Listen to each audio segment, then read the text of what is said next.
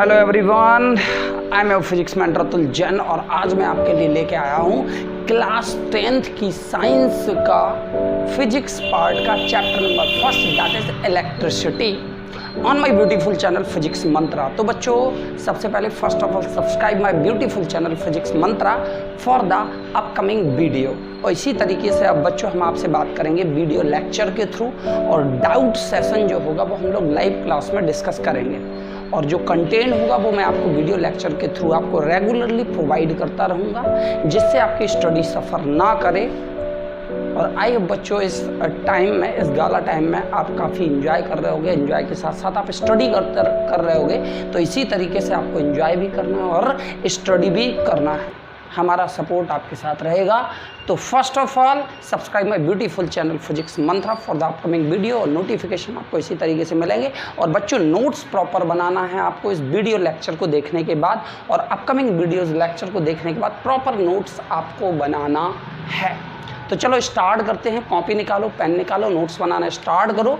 और हम लोग यहाँ से स्टार्ट करते हैं फिजिक्स पार्ट का chapter number first, that is electricity. Chapter first that is electricity. चलो बच्चों, इलेक्ट्रिसिटी के बारे में आप काफ़ी ज़्यादा सुन चुके होंगे, और as you know very well the electricity that is necessary in our day to day life. Electricity जो है वो बहुत ही ज़्यादा नेसेसरी है।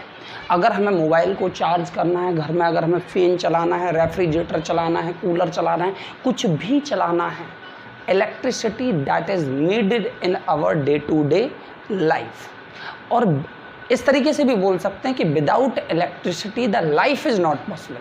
क्योंकि आज के टाइम में जितना डिपेंडेंट हैं, इस चीज़ को देखते हुए हमें लगता है कि विदाउट इलेक्ट्रिसिटी अब हमारी लाइफ पॉसिबल नहीं है। तो चलो बच्चों, आज का टॉपिक ये काफ़ी डीप एंड डिटेल में होगा, और आज के चैप्टर में हम लोग इलेक्ट्रिसिटी के इंट्रोडक्शन पे बात करेंगे कि इलेक्ट्रिसिटी एक्चुअली प्रोड्यूस कैसे होती है, इलेक्ट्रिसिटी के लिए बेसिक एलिमेंट क्या है, बेसिक कॉज क्या है, किस चीज़ से प्रोड्यूस होती है, कैसे प्रोड्यूस होती है। बात समझ रहे हो ना? तो आज का ये टॉपिक बड़ा इंटरेस्टिंग होगा और बड़ा डीप में भी होगा, क्योंकि एक्चुअली में बच्चों, जब तक इस चैप्टर का फील नहीं आएगा, इस चैप्टर में बेसिक इंट्रोडक्शन अगर आपको पता नहीं होगा, तो चैप्टर में फील नहीं आएगा, पढ़ने में मज़ा नहीं आएगा, और फिजिक्स में भी मज़ा नहीं आएगा। और फिजिक्स में मज़ा ना आए तो आई डोंट लाइक इट, मतलब मेरा एफर्ट वेस्ट गया। तो फिजिक्स में फील लाना है, फील ला के छोड़ूंगा मैं, बस मेरे साथ बने रहिएगा। तो सब्सक्राइब नहीं किया है तो अभी तक सब्सक्राइब कर लीजिए। चलो स्टार्ट करते हैं। सबसे पहले बच्चों, यहाँ पे हम लोग हेडिंग लगाते हैं चार्ज के। अभी हम लोग चार्ज को बहुत डीप में समझेंगे, अभी तो हम ये देखते हैं कि चार्ज आया कहाँ से है। सबसे पहले बच्चों, यहाँ पे 600 BC में एक साइंटिस्ट है जिनका नाम था थेल्स। और यहाँ पे थेल्स ने क्या देखा? थेल्स ने देखा कि एक ग्लास रॉड को अगर हमने सिल्क के साथ रब किया, ग्लास रॉड को हमने सिल्क के साथ रब किया, तो ये छोटे छोटे पार्टिकल को अट्रैक्ट करना स्टार्ट कर देता है। जैसे आपने अपनी डे टू डे लाइफ में देखा होगा, पेन लिया और आपने अपने ड्राई हेयर से क्या किया, रब किया, और फिर देखा होगा कि ज़मीन में जो पड़े हुए छोटे छोटे डस्ट पार्टिकल हैं, वो पेन उनको अट्रैक्ट करना स्टार्ट कर देता है। मतलब हमने यहाँ पर रब किया, मतलब फ्रिक्शन हुआ, और फ्रिक्शन के करने से वो बॉडी क्या हो गई, उसके अंदर एक नई प्रॉपर्टी आ गई अट्रैक्ट करने की।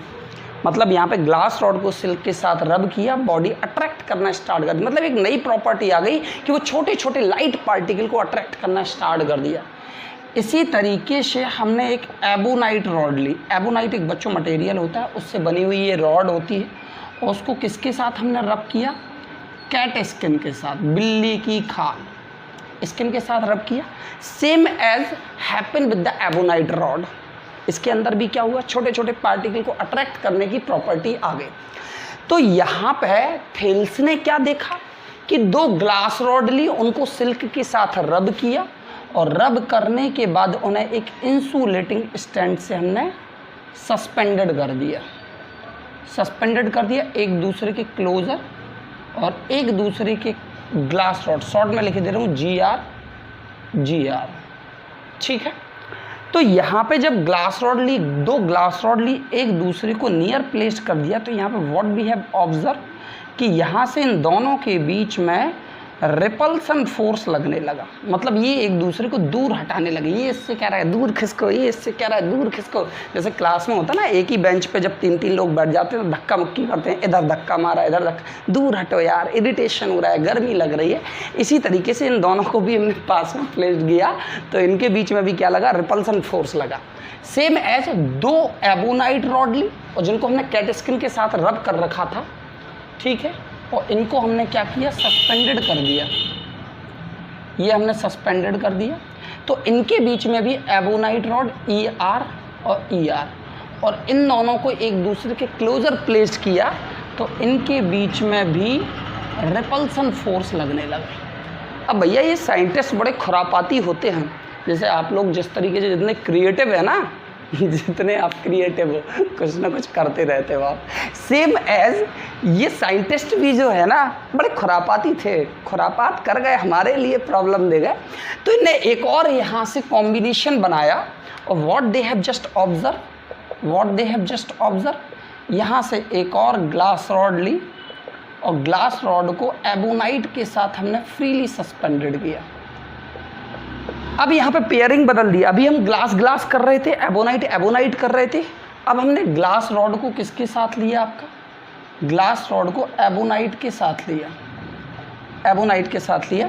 तो इनके बीच में what we have just observe, तो इनके बीच में क्या हुआ, आपका अट्रैक्टिव हुआ।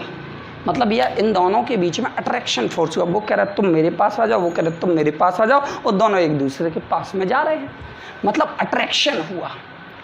तो यहाँ पे एक फ्रैंकलिन साइंटिस्ट आए, उनने अपनी थ्योरी में कंक्लूड कर दिया कि यहाँ पे जब हमने बॉडी को क्या किया, रब किया, बॉडी को हमने रब किया, तो बॉडी क्या हो गई, इलेक्ट्रीफाइड हो गई।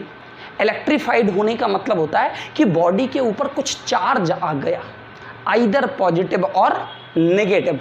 तो finally the Franklin what they have conclude कि यहाँ से जब हमने ग्लास रॉड को सिल्क के साथ रब किया, तो ग्लास रॉड के ऊपर कौन सा चार्ज आ गया, पॉजिटिव, और एबोनाइट के ऊपर कौन सा चार्ज आ गया, आपका नेगेटिव। कौन सा चार्ज आ गया, आपका नेगेटिव चार्ज आ गया। अब हम अभी समझते हैं कि ग्लास रॉड पे पॉजिटिव और एबोनाइट पे नेगेटिव कैसे आया, समझ रहे हो ना बच्चों। अभी हम इस चीज़ को समझते हैं कि ग्लास रॉड पे पॉजिटिव और एबोनाइट पे नेगेटिव। तो चलो बच्चों अब देखते हैं कि ग्लास रॉड पे पॉजिटिव और एबोनाइट पे नेगेटिव कैसे आया। तो देखो यहाँ से ये इतना सारा नोट कर लिया आपने, इतना सारा नोट कर लिया। अगर नोट नहीं किया है तो पहले नोट कर लो, क्योंकि इसे हमें रफ करना पड़ेगा, मतलब रफ करना पड़ेगा थोड़ा। चलो देखो अब पॉजिटिव और नेगेटिव कैसे आया। देखो यहाँ पे बच्चों, as you know very well कि in the whole universe every matter is made of atom या made of particle, जिसको हम लोग बोलते हैं आपका एटम से बोलते हैं। क्लास 9-10 में आपने थोड़ी बहुत केमिस्ट्री तो आपने पढ़ी होगी कि एटम क्या होता है। एटम का जो सेंटर होता है जिसे हम लोग बोलते हैं न्यूक्लियस, और इस न्यूक्लियस में जितने, मतलब न्यूक्लियस क्या होता है आपका, पॉजिटिवली चार्ज होता है, पॉजिटिव होता है आपका। चलो पॉजिटिव चार्ज पे अभी बात नहीं करते हैं, ठीक है। ये इसके सेंटर में क्या होता है, प्रोटॉन, और इसके अबाउट जो ऑर्बिट होती हैं, इस ऑर्बिट में कौन रिवॉल्व करता है, आपका इलेक्ट्रॉन। और आगे भी ऑर्बिट होती है, इनमें इलेक्ट्रॉन रिवॉल्व करता है। थोड़ा बहुत आपने पढ़ा होगा, तो आपने पढ़ा होगा जैसे कोई एलिमेंट ले लिया सोडियम Na11, तो इसके अंदर नंबर ऑफ इलेक्ट्रॉन भी 11 होंगे, नंबर ऑफ प्रोटॉन भी आपके 11 होंगे। मतलब सोडियम Na11, तो जितना इसका एटॉमिक नंबर होता है उतने ही नंबर ऑफ इलेक्ट्रॉन होते हैं, उतने ही नंबर ऑफ प्रोटॉन होते हैं आपके। मतलब जितना पॉजिटिव चार्ज उतना ही नेगेटिव चार्ज। तो अगर हम इसको नॉर्मल कंडीशन में बात करें, नॉर्मल कंडीशन में, तो हर एक मटेरियल नॉर्मल कंडीशन में क्या होता है आपका, न्यूट्रल होता है। क्या होता है बच्चों, न्यूट्रल होता है। मतलब ना तो इसके अंदर पॉजिटिव चार्ज होता है ना ही इसके अंदर नेगेटिव, क्योंकि इसके अंदर जितना नेगेटिव है उतना पॉजिटिव है, एक दूसरे को बैलेंस करके कैंसिल आउट करके क्या हो गए आपके न्यूट्रल हो गए। मतलब नॉर्मल कंडीशन में बात करें तो इसके अंदर जितना नेगेटिव उतना पॉजिटिव, और ये दोनों कोई भी मटेरियल रूम टेम्परेचर पे क्या होगा आपका न्यूट्रल होगा। न्यूट्रल हो गया, बात खत्म हो गई, अभी कहीं नहीं हुई बात खत्म। चलो देखो यहाँ से अब थोड़ी सी मैं बात करूँ, जैसे आपने कंपाउंड पढ़ा NaCl, चलो मैंने Na+Cl लिख दिया। आपने थोड़ा बहुत आयन पढ़ा होगा, आयन का ट्रांसफॉर्मेशन आपने पढ़ा होगा, तो आपने क्या देखा होगा Na पे प्लस क्यों आता है, क्योंकि ये डोनर है, एक इलेक्ट्रॉन को यहाँ से यहाँ ट्रांसफ़र कर देता है। और Cl पे माइनस क्यों आता है, क्योंकि ये एक इलेक्ट्रॉन को एक्सेप्ट कर लेता है। अब थोड़ा सा इसके डीप में और समझते हैं। अगर मैं यहाँ पे लिखूँ तो डोनर और यहाँ पे मैं लिखूँ तो एक्सेप्टर, एक्सेप्टर, यही होता है, यही होता है। चलो देखो अब यहाँ से इन दोनों की कहानी समझना थोड़ा, इस पे पॉजिटिव क्यों आया और इस पे नेगेटिव क्यों आया। तो एक चीज़ समझना बच्चों ज़रा, सोडियम है, सोडियम में इलेक्ट्रॉन कितने हैं 11 और प्रोटॉन कितने हैं 11। क्लोरीन Cl17, इसमें इलेक्ट्रॉन कितने हैं 17 और प्रोटॉन कितने हैं 17, ठीक है। अब एक इलेक्ट्रॉन सोडियम से क्लोरीन गया, क्लोरीन गया क्योंकि उसे अपना ऑक्टेट कंप्लीट करना था, स्टेबल कंडीशन में जाना था। तो देखना जब एक इलेक्ट्रॉन यहाँ से गया, एक इलेक्ट्रॉन यहाँ से गया, ठीक है, एक इलेक्ट्रॉन, तो यहाँ पे कितने बचे 10 और यहाँ पे कितने हो गए 18। अब जरा इनकी क्वांटिटी देखना, क्या इलेक्ट्रॉन और प्रोटॉन इक्वल है क्या यहाँ पे इलेक्ट्रॉन प्रोटॉन इक्वल हैं क्या? नहीं बच्चों, इन दोनों में से जिसकी भी मेजॉरिटी ज़्यादा हो जाएगी इसके ऊपर वही साइन आ जाता है, इसके ऊपर वही साइन आ जाता है। तो देखो यहाँ पे मेजॉरिटी किसकी बढ़ गई, प्रोटॉन की, मतलब पॉजिटिव चार्ज की, दैट्स वाई Na+। और यहाँ पे किसकी मेजॉरिटी बढ़ गई, प्रोटॉन की, मतलब पॉजिटिव चार्ज की, सॉरी यहाँ पे इलेक्ट्रॉन की मेजॉरिटी बढ़ गई। तो यहाँ पे क्लोरीन के ऊपर क्या लगा दिया हमने माइनस, Cl-। बात समझ में आई। Na+ क्यों लिखा, Cl- क्यों लिखा, क्योंकि इलेक्ट्रॉन प्रोटॉन में मेजॉरिटी किसकी बढ़ गई, यहाँ पे प्रोटॉन की, that's why positive sign here. और यहाँ पे किसकी मेजॉरिटी बढ़ गई, इलेक्ट्रॉन की, that's why the negative sign here. बात समझ में आई, आ गई ना। चलो तो इसी तरीके, चलो इतना नोट कर लो पहले, फिर अब हम मटेरियल में बताते हैं, तो देखो यहाँ से अब मटेरियल इतना नोट हो गया, स्क्रीन को पॉज करके नोट कर लो, ठीक है। तो देखो यहाँ से थेल्स ने और फ्रैंकलिन ने क्या कहा कि जब हमने ग्लास रॉड को सिल्क के साथ रब किया तो अभी ये बिफोर रबिंग ये भी न्यूट्रल में है, ये भी न्यूट्रल में है। अब ये पॉजिटिव चार्ज हो गया, ये पॉजिटिव चार्ज हो गया, ये पॉजिटिव चार्ज हो गया। तो क्यों हो गया, क्योंकि यहाँ पे मेजॉरिटी बढ़ गई किसकी, पॉजिटिव चार्ज की। मतलब कुछ इलेक्ट्रॉन ग्लास रॉड से कहाँ पे शिफ्ट हो गए, सिल्क में शिफ्ट हो गए, तभी तो इसके ऊपर पॉजिटिव चार्ज आ गया, तभी तो इसके ऊपर क्या आ गया, पॉजिटिव वैल्यू आ गई। और यहाँ पे क्या आ गया आपका, नेगेटिव वैल्यू आ गई। कुछ इलेक्ट्रॉन यहाँ से यहाँ गए तो प्रोटॉन की क्वांटिटी बढ़ गई, तो यहाँ पे क्या आ गया, पॉजिटिव चार्ज। और जब इलेक्ट्रॉन यहाँ पे गया तो यहाँ पे मेजॉरिटी किसकी बढ़ गई, नेगेटिव चार्ज की मतलब यहाँ से नेगेटिव चार्ज की क्वांटिटी बढ़ गई, मेजॉरिटी बढ़ गई, तो ये नेगेटिव चार्ज हो गया। सेम एज हमने एबोनाइट लिया और एबोनाइट को हमने सिल्क के मतलब कैट स्किन के साथ रब किया तो ये नेगेटिव चार्ज हो गया। तो इसके लिए हमारे पास एजम्पशन क्या है, इसके लिए हमारे पास एजम्पशन क्या है, ये नेगेटिव हो गया, ये पॉजिटिव हो गया। तो इसके लिए हमारे पास एजम्पशन क्या है, ये नेगेटिव क्यों हुआ, क्योंकि कैट स्किन से कुछ इलेक्ट्रॉन जो हैं वो एबोनाइट में ट्रांसफ़र हो गए। मतलब इसमें मेजॉरिटी किसकी बढ़ गई, इलेक्ट्रॉन की, और इसमें मेजॉरिटी किसकी बढ़ गई, आपकी प्रोटॉन की। इतनी बात समझ में आई या नहीं आई, इतनी बात समझ में आई या नहीं आई। तो यहाँ पे थेल्स ने अपनी थ्योरी में क्या दे दिया कि जब हमने दो बॉडी को क्या किया, आपस में रब किया, और रब किया तो यहाँ से क्या हुई, बॉडी के अंदर एक प्रॉपर्टी आ गई जो कि छोटे छोटे लाइट ऑब्जेक्ट को अट्रैक्ट करना स्टार्ट कर देती है, और जिसे हम लोग बोलते हैं इलेक्ट्रिसिटी। तो चलो नोट करना स्टार्ट करो, यहाँ से क्या लिख सकते हैं? The property of rubbed substance, the property of the rubbed substance due to which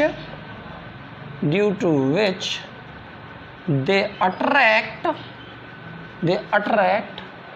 light object मतलब छोटे छोटे पार्टिकल को अट्रैक्ट करना स्टार्ट कर दिया.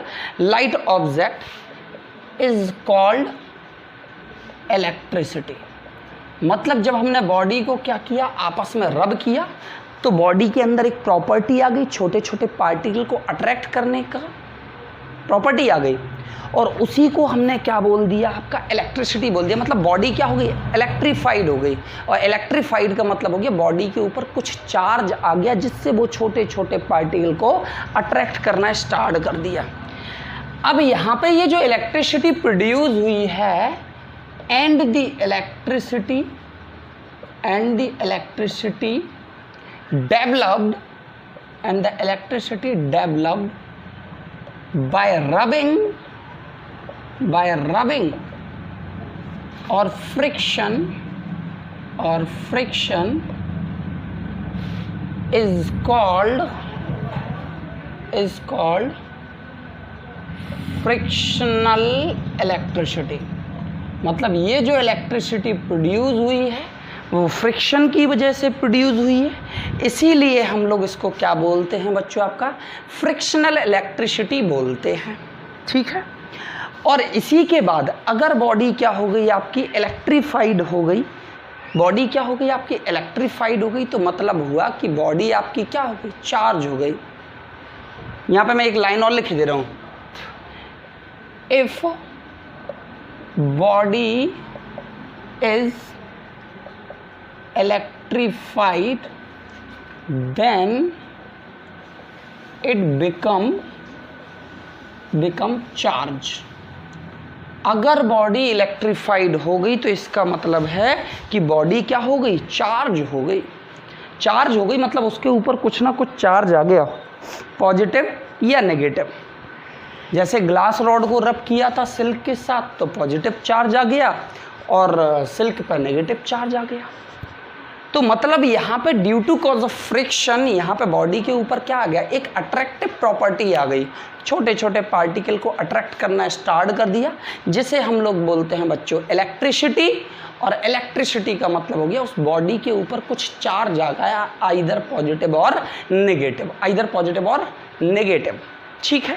और ये किसकी वजह से आया, फ्रिक्शन की वजह से. और अगर कोई बॉडी इलेक्ट्रीफाइड हो गई तो इसका मतलब है कि वो बॉडी क्या हो गई, आपकी चार्ज हो गई, पॉजिटिव चार्ज या नेगेटिव चार्ज. इतनी बात समझ में आई. ये सबसे पहले थ्योरी दी थी किसने, थेल्स ने और फ्रैंकलिन ने. फिर बाद में क्या कंक्लूड कर दिया यहाँ पे चलो इतना नोट करो जल्दी से. यहाँ तक फील आया, चलो यहाँ तक फील आया. स्क्रीन को पॉज करके नोट कर लो. चलो अब देखो यहाँ पे फाइनली क्या कंक्लूड कर दिया. यहाँ पे चार्ज में there are 2 kind of charge. एक तो बच्चों अभी हम लोगों ने किस पे देखा था आपका, एक तो हमने ग्लास रॉड पे देखा था तो पॉजिटिव आया था, एबोनाइट रॉड पे देखा था तो नेगेटिव आया था. तो चलो यहाँ पे फाइनली क्या कंक्लूड कर दिया, there are the 2 kind of charge. First one positive charge और सेकेंड वन नेगेटिव चार्ज. एक आ गया पॉजिटिव चार्ज, एक आ गया नेगेटिव चार्ज. पॉजिटिव कब आ रहा था, जब इलेक्ट्रॉन बॉडी से ट्रांसफर हो रहा था. मतलब अगर कोई एलिमेंट या कोई बॉडी चार्ज को दे देती है, अगर कोई बॉडी इलेक्ट्रॉन को दे देती है तो वो पॉजिटिवली चार्ज हो रही थी. अगर कोई इलेक्ट्रॉन को रिसीव कर रहा है तो नेगेटिवली चार्ज हो जाती है. बच्चों यहाँ पे मैं एक नोट करके पॉइंट लिखे दे रहा हूँ कि केवल और केवल इलेक्ट्रॉन ट्रांसफ़र करेगा. मैं लिखे दे रहा हूँ, नोट करके लिख लो. Note, there is always transfer of electron only. कभी भी प्रोटॉन का ट्रांसफ़र नहीं होता है. क्या बोला बच्चों मैंने, कभी भी प्रोटॉन का ट्रांसफ़र नहीं होता है। उसका रीज़न मैं बता देता हूँ। जैसे फॉर एग्जांपल ये आपका एटम है, एटम का ये सेंटर है, न्यूक्लियस मतलब प्रोटॉन प्लस न्यूट्रॉन, ये ऑर्बिट है, ऑर्बिट में ये इलेक्ट्रॉन आपका रिवॉल्व कर रहा है, ये इलेक्ट्रॉन आपका रिवॉल्व कर रहा है, ठीक है। तो अगर हम रूम टेम्परेचर पे अगर हम थोड़ा बहुत एनर्जी अगर हम देते हैं तो आउटर मोस्ट ऑर्बिट के इलेक्ट्रॉन अपने बॉन्ड को ब्रेक करके फ्री हो जाते हैं। अगर हमने थोड़ा बहुत एनर्जी हमने दिया रूम टेम्परेचर पर, थर्मल एनर्जी भी दे सकते हैं, या हम कोई और एनर्जी अगर हम यहाँ पे प्रोवाइड कर दें, तो ये रूम टेम्परेचर पे ये इलेक्ट्रॉन अपने बॉन्ड को ब्रेक करके क्या हो जाते हैं, फ्री हो जाते हैं। जब बॉन्ड को ब्रेक करके फ्री हो जाते हैं तो मटेरियल के अंदर मूव करते रहते हैं या एक बॉडी से दूसरे बॉडी ट्रांसफर। प्रोटॉन क्यों फ्री नहीं होते हैं? क्योंकि प्रोटॉन कहाँ पे होता है बच्चों? सेंटर में होता है। सेंटर से प्रोटॉन को निकालना दैट इज़ नॉट पॉसिबल, क्योंकि इतनी ज़्यादा हाई एनर्जी हमारे पास नहीं होती है कि प्रोटॉन को एस्केप करा पाएँ। तो मैंने यहाँ पे क्या लिख दिया आपका, there is always transformation of electron only. अगर कोई बॉडी इलेक्ट्रॉन को दे देती है तो वो पॉजिटिवली चार्ज हो जाती है, इलेक्ट्रॉन को रिसीव कर लेती है तो नेगेटिवली चार्ज हो जाती है। मतलब एक ही चार्ज है जो दो तरीके के रोल प्ले कर रहा है, जा रहा है तो पॉजिटिव, आ रहा है तो नेगेटिव। सीधा साधा एग्जाम्पल है, अगर आप किसी को पैसा दे देते हो, इसका मतलब है आप डोनर हो। पैसा आप ले लेते हो, जैसे आपके पास नहीं है पैसा, उधार आपने ले लिया, मतलब आप एक्सेप्टर हो, गरीब हो आप, समझ लो। चलो, positive charge and negative charge. अब यहाँ पे पेयरिंग करी, यहाँ पे पेयरिंग करी पॉजिटिव और नेगेटिव के बीच में, तो एक पेयर बनाया लाइक और एक बनाया अनलाइक। चलो तो हेडिंग लगा लो, लाइक चार्ज, ठीक है, लाइक चार्ज। और लाइक का मतलब होता है सेम, लाइक का मतलब होता है सेम। मतलब अगर हमारा पहला चार्ज पॉजिटिव है, दूसरा चार्ज पॉजिटिव है, तो इनके बीच में क्या लगेगा, रिपल्सन। अगर पहला चार्ज नेगेटिव है, दूसरा चार्ज भी नेगेटिव है, तो इनके बीच में भी क्या लगेगा, रिपल्सन फोर्स। अभी जस्ट हम लोगों ने क्या देखा था बच्चों, अभी हम लोगों ने देखा हुआ था, एक ग्लास रॉड ली, एक ग्लास रॉड ली, दोनों के बीच में सेम सेम चार्ज था, रिपल्सन लगा। हमने एक एबोनाइट रॉड ली, एक एबोनाइट रॉड ली, दोनों को पास में प्लेस्ड किया, उनके बीच में भी रिपल्सन फोर्स लगा। मतलब same same charge are there, then there is a force of repulsion between them. ये लिखा हुआ है, सेम सेम चार्ज है, अगर पहला वाला पॉजिटिव दूसरा वाला भी पॉजिटिव है, पहला वाला नेगेटिव दूसरा वाला भी नेगेटिव है, तो इनके बीच में भी क्या लगेगा, आपका रिपल्सन फोर्स लगेगा।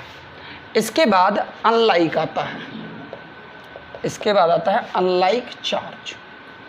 अनलाइक का मतलब होता है अपोजिट, और अपोजिट का मतलब हो गया एक आपका पॉजिटिव एक आपका नेगेटिव, या पहला वाला नेगेटिव दूसरा वाला पॉजिटिव, और इन दोनों के बीच में क्या लगता है, अट्रैक्शन फोर्स लगता है बच्चों। अभी हम लोगों ने देखा था ना, जैसे हमने ग्लास रॉड लिया और ग्लास रॉड के साथ हमने एबोनाइट रॉड को हैंग कर दिया, दोनों एक दूसरे को अपनी तरफ खींचने लगी, बोले तुम मेरे पास आ जाओ, तुम मेरे पास आ जाओ, नहीं ऐसे ना, तो उनके बीच में क्या लगा, अट्रैक्शन फोर्स लगा। तो अभी हम लोगों ने क्या देखा, चार्ज था, फ्रिक्शन से आया, फ्रिक्शनल इलेक्ट्रिसिटी बॉडी इलेक्ट्रीफाइड हो गई, उसके बेसिस पे हमने दो कॉम्बिनेशन बना दिए, मतलब यहाँ पे दो तरीके के चार्ज बना दिए थेल्स ने, एक पॉजिटिव एक नेगेटिव। जो दे रहा था वो डोनर हो गया, जो ले रहा था वो एक्सेप्टर हो गया, देने वाला पॉजिटिव लेने वाला नेगेटिव, ठीक है। अब उनके बेसिस पे पेयरिंग करके हमने दो तरीके के चार्ज बना दिए, एक लाइक चार्ज एक अनलाइक चार्ज। लाइक चार्ज मतलब सेम सेम के बीच में रिपल्सन, और अनलाइक चार्ज के बीच में अट्रैक्शन। इतनी बात समझ में आई बच्चों? फील आया या नहीं आया? जल्दी से बोलो हाँ या ना, नोट करो जल्दी से इतना। चलो बच्चों, अभी तक तो हमने पढ़ा चार्ज ओरिजिनेट कहाँ से हुआ, मतलब चार्ज आया कहाँ से, फ्रिक्शनल इलेक्ट्रिसिटी से हमने देखा बॉडी इलेक्ट्रीफाइड हो गई। अब हमें एग्जैक्टली क्लाइमैक्स पे आना है कि चार्ज है क्या चीज़, चार्ज है क्या चीज़। चलो तो फिर से एक हेडिंग लगा ली हमने, चार्ज। अब हम इस चार्ज को डेफिनेशन के तरीके से समझेंगे, चार्ज को हम लोग डेफिनेशन के तरीके से समझेंगे। तो चार्ज की डेफिनेशन क्या होती है आपकी, charge is intrinsic property of material. Charge क्या होता है? मटेरियल की एक इंट्रिंसिक प्रॉपर्टी होता है जिसका सिंबल हम लोग लेते हैं क्या? या तो कैपिटल क्यू लेंगे या स्मॉल क्यू लेते हैं, जिसकी यूनिट क्या होती है? आपकी कूलाम होती है, और जिसको हम रिप्रेजेंट करते हैं सी से, जो कि आपकी एक स्केलर क्वांटिटी होती है। क्या होती है बच्चों? एक स्केलर क्वांटिटी होती है। व्हाट आई से कि charge is the intrinsic property of the material. अब इसको थोड़ा सा फील करते हैं थोड़ा सा। चार्ज बच्चों मटेरियल के अंदर ऑलरेडी इनबिल्ड होता है, कहीं बाहर से हम लाते नहीं हैं। मटेरियल की नेचुरल प्रॉपर्टी है, मतलब मटेरियल के अंदर खुद ही होता है। अभी मैंने जस्ट क्या बोला था कि every matter which is made by the atom, और एटम के अंदर क्या होता है? न्यूक्लियस मतलब पॉजिटिव, और उसके अराउंड आपका क्या है? ऑर्बिट मतलब नेगेटिव। जितना पॉजिटिव उतना नेगेटिव, मतलब हर एक मैटर के अंदर चार्ज ऑलरेडी होता है। चाहे मतलब जितना पॉजिटिव है उतना नेगेटिव है, उतना मतलब उसके अंदर चार्ज ऑलरेडी इनबिल्ड होता है। मतलब मटेरियल की प्रॉपर्टी, जैसे आप हो, फॉर एग्जांपल आप हो, आपको गुस्सा आता है, आपको जैसे गुस्सा आता है, तो गुस्सा आपके अंदर किसी ने डाला थोड़ी ना है, या गुस्सा करना किसी ने सिखाया थोड़ी ना है। ये जेनेटिकल इफेक्ट है, ये नेचुरल इफेक्ट है आपके अंदर जो आपको गुस्सा आता है। कोई आपको आके 2 झापड़ मार दे, आपको नहीं सर मैं तो गुस्सा नहीं आता है, ठीक है, तो ऐसा नहीं होता है। मतलब आपको अगर गुस्सा आता है तो एक नेचुरल फैक्टर है, ये जेनेटिकल इफेक्ट है। गुस्सा आता है, भूख लगती है, नींद आती है, ये नेचुरल फैक्टर है। इसी तरीके से चार्ज जो होता है वो मटेरियल की एक प्रॉपर्टी होता है, मतलब मटेरियल के अंदर इनबिल्ड होता है, ठीक है। दूसरा इंट्रिंसिक का मतलब होता है फंडामेंटल। चलो अब थोड़ा सा इस पर समझ लेते हैं। इंट्रिंसिक का मतलब होता है फंडामेंटल। फंडामेंटल का मतलब सबसे लास्ट, मतलब मटेरियल का जो सबसे लास्ट चीज़ है, दैट्स कॉल्ड चार्ज। मतलब इसके आगे हम और रिसर्च नहीं कर सकते हैं। फंडामेंटल का मतलब सबसे लास्ट, इसके आगे हम और रिसर्च नहीं कर सकते। मतलब मैटर के अंदर एटम है, एटम के अंदर हमने न्यूक्लियस खोज लिया, पॉजिटिव और नेगेटिव हमने खोज लिया, इसके आगे हम नहीं खोज सकते। मतलब चार्ज से भी ज़्यादा, ये चार्ज के बाद हम लोग कुछ मतलब रिसर्च नहीं कर सकते हैं। चार्ज के आगे हम कुछ नहीं ढूंढ सकते हैं। तो चलो बच्चों, चार्ज क्या है? मटेरियल की एक प्रॉपर्टी है। कौन सी प्रॉपर्टी है? फंडामेंटल प्रॉपर्टी है। मतलब ये सबसे स्मॉल है, सबसे लास्ट, इसके अलावा हम रिसर्च नहीं कर सकते, मतलब इसके बाद रिसर्च नहीं कर सकते। तो that's called the what? Fundamental property of the material, या intrinsic property of the material, जिसका सिंबल होता है capital Q, small Q. Unit हो गई आपकी कूलम, और that's the what? One of the scalar quantity are there. चलो अब इसके बाद नेक्स्ट वन आता है बच्चों, प्रॉपर्टी ऑफ चार्ज। इसके बाद आता है next one, property of charge. या यहाँ पे हम लोग चार्ज के बेसिस पे कुछ पढ़ेंगे, मतलब चार्ज के बेसिस पे इलेक्ट्रिसिटी कैसे प्रोड्यूस होती है, स्टैटिक इलेक्ट्रिसिटी कैसे प्रोड्यूस होती है, ये हम लोग पढ़ेंगे बच्चों नेक्स्ट लेक्चर में। तो आई होप बच्चों यहाँ तक जो चार्ज हम लोगों ने प्रोड्यूस किया फ्रिक्शन से, और ये हम लोगों ने चार्ज की जो डेफिनेशन पढ़ी, आई होप ये बच्चों आपको क्लियर हुई होगी। तो आई होप यहाँ तक जो हम लोगों ने डिस्कस किया, all these things are clear. तो प्लीज़ बच्चों like and subscribe my beautiful channel physics Mantra. इसी तरीके से आपको रेगुलरली वीडियोस पे मिलती रहेंगी। थैंक यू बच्चों, have a good day to all of you.